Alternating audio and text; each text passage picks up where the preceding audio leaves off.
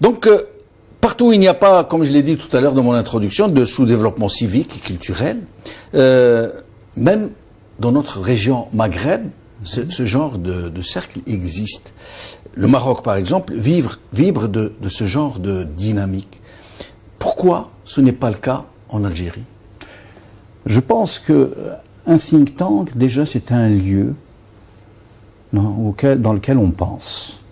Et je pense que malheureusement chez nous, penser n'est pas bien vu. Vous me rappelez la chanson de Jacques Brel, on ne pense pas, monsieur, on ne pense pas, on bouffe. Effectivement, ce sont là de belles paroles. Hein. Alors, juste un point sur les think tanks, parce que là c'est aussi important. Oui. En fait, le think tank se crée à partir de la fin du 19e siècle en Grande-Bretagne et commence véritablement à se développer aux États-Unis. C'est un laboratoire d'idées qui est différent du centre universitaire. Pourquoi ? Parce qu'un centre universitaire, les recherches qui sont faites dans un centre universitaire sont des recherches, je dirais, sur des sujets fondamentaux ou qui ont une portée sur 5-6 ans. Tandis que le think tank, lui, sa pensée est concentrée à un focus, je dirais, sur l'actualité, demain, aujourd'hui et demain. Après-demain, je dirais, est laissé bien souvent à l'université.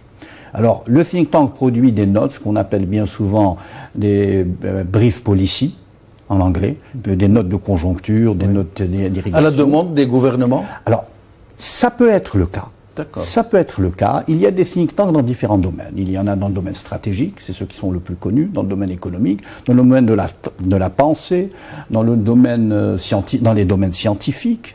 Je vous citerai par exemple, ce qui me paraît quand même un excellent exemple, c'est qu'en matière scientifique, le premier think tank au monde, c'est un think tank allemand qui s'appelle l'Institut Max Planck. Voilà. Dans les think tanks, je dirais stratégiques, ceux qui s'occupent des relations internationales et je dirais des questions de défense, les Américains sont en tête. Hein.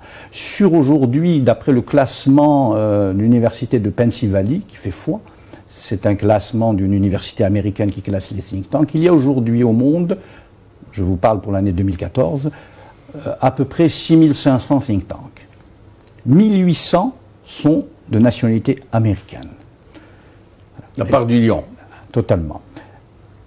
Notre région, la région MEDA, Middle East North Africa. Ouais, aujourd'hui, dans cette région, nous avons, je dirais, le premier pays en matière de think tank, c'est quand même l'Égypte, hein, qui a aujourd'hui un nombre assez important de think tanks, 55. 55 55, en Égypte. D'accord. Eh ben, ça va nous servir de référence pour voir le reste. Tout à fait. Allons-y alors. La Tunisie, oui. 39. Pas mal.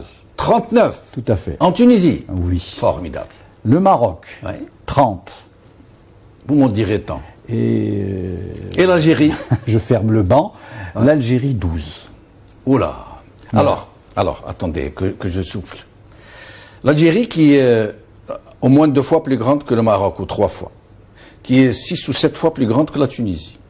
Dont la population, par rapport à la Tunisie, est 4 ou 5 fois plus importante, aussi importante que celle du Maroc.